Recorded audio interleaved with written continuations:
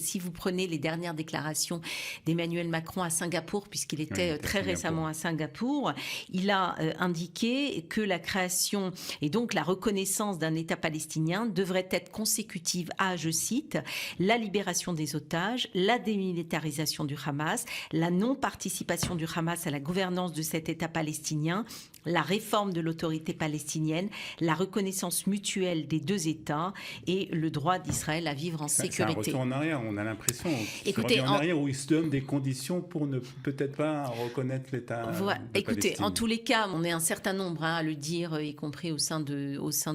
mon groupe parlementaire. On ne peut pas aujourd'hui reconnaître un État palestinien alors même que les otages ne sont pas libérés, alors même qu'Israël n'est pas reconnu dans son existence et dans son droit à la sécurité, alors même que le Hamas n'est pas démilitarisé, alors même qu'il continue d'y avoir au sein de l'autorité palestinienne une éducation à la haine